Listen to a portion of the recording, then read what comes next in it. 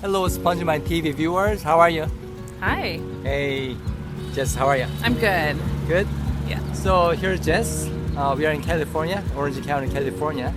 And she works for a game company, which is here, but owned by a Korean company called NCSoft. NCSoft. All right. And she was one of my students for my Korean class. And we want to hear about her experience of learning Korean for the first time. So this is your first foreign language you're properly learning, right? Yeah. Okay. So what was the experience like? I think it was definitely a lot easier to have that personal instruction rather than trying to like learn on your own. Right. Because I feel like there are a lot of nuances involved in learning a language that it's harder to get from just like reading about it and trying to study on your own, whereas when you can like learn from somebody that actually speaks the language, right, or hear somebody actually speaking the language, I think it unlocks different parts of the language for you. You tried to learn a different language a long time ago, right? Yeah. German? Yeah. I tried like teaching myself German at one point, like when I was in high school. I tried kind of learning Japanese on my own at one point too, and it was hard to kind of keep up the momentum to keep learning. But it was also getting to a point where I felt like, all right, I've learned these few steps, but then where do I go from here? It was just kind of like floating, right? Yeah, no direction. So when you're taking the class with me, what was the feeling like? Was it exciting? Was it daunting? Was it boring? I think it was definitely exciting. It was definitely exciting to be able to learn from somebody in person, like a native speaker. Right. It wasn't boring. Okay, Definitely cool. not boring. Glad to hear that. Yeah. It was definitely good to have that one-on-one, that person to person, that face-to-face. Cool. What's the most challenging part about learning Korean, the language itself? About the language itself, or about the learning?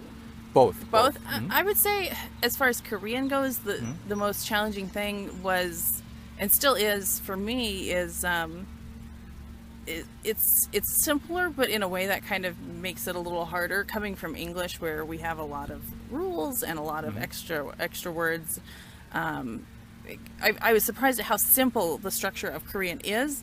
But then it's also kind of hard to figure out that structure to get used to it.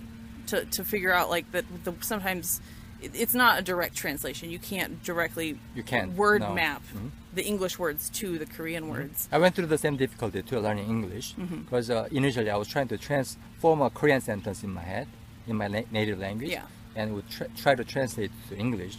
Did not work. Did not work for 80% of the time. So I think one good trick that you can remember is the verb object, the order is switched. When you speak Korean, when you write Korean or speak Korean, instead of thinking eat pizza, you can think pizza eating, right? Yeah, that's kind of what I've done to help me figure it out. Is even if I'm not directly like translating something into Korean, I'll think about what I want to say, and then I'll deconstruct the English into a more digestible way in Korean. Right. So just like microphone holding. Yeah, right? Exactly. So like instead of saying like I want to eat a pizza, like I'm thinking what would the structure be in Korean, in English is something pizza eating. Right. Exactly. I call it Yoda talk. Yeah, and we actually played a game in the class, right? Yeah, I liked it. A lot of fun. Like pen picking up, right? Water give, that kind of thing. Yeah.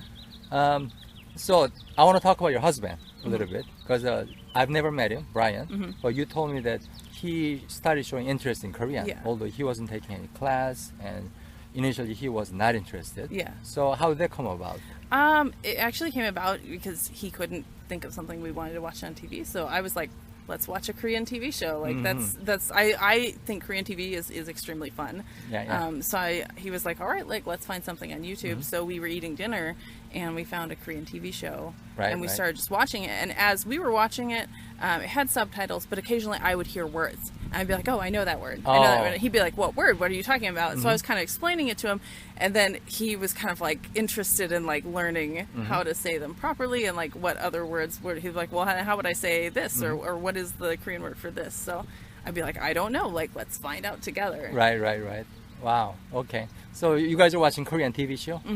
Do you know what kind of show it was? Like a variety show or game show? I think it was kind of like a reality type show. Okay. Like it's so different from American TV that I'm not sure the best way to categorize it. It was kind of like a self-help, like it was a panel of guys, and I couldn't tell if they were all like Or they standing regulars. or sitting? They were all sitting, but then they would watch videos of something that they had gone and done.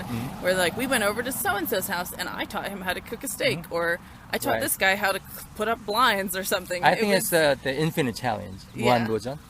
That sounds like it. I think it's the most popular Korean variety show, or should I say talk show in Korea. Yeah. Wow. So did he pick up some words, Brian, your husband? He Pick up did. some Korean Yeah, words? he did pick up some words. He picked up Jinjaeo, and I taught him. We taught each other kind of how to say "I love you" to each other, and I explained the difference between the formal and the informal, and how that kind of works. He was a little like that, kind of lost him a little bit, but I was like, we don't have to get into the specifics of baby that. step, baby step. At least you can say 사랑해요 to each other. Yeah. That's all that matters Yeah. in the end, right? Yeah. All right. So one last thing we want to talk about. What do you think, as a beginner, Korean beginner, what do you think is the most important thing to remember in learning Korean or learning a language in general? I think the most important thing in learning Korean or a language in general has to be just integrating it into your daily life and making your learning a habit in a way that you would, you get up in the morning, you eat breakfast, you go to work, you get home, you walk the dog, you go to sleep.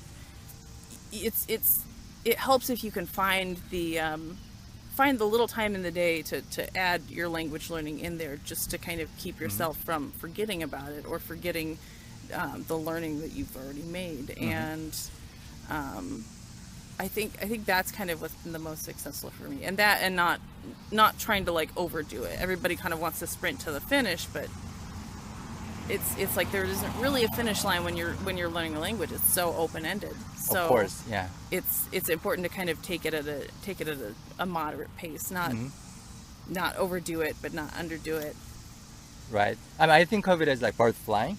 No matter how high the bird gets, no matter how high the bird flies, it can never reach the sky. Right. Because the sky doesn't even exist. Exactly. It's just illusion, right? Yeah. It's an open-ended space Yeah. above us. All right, so we have Jess in California. We talked about Korean learning and language learning in general. And I hope to see you guys soon, very soon with the next video. All right? Bye. Bye.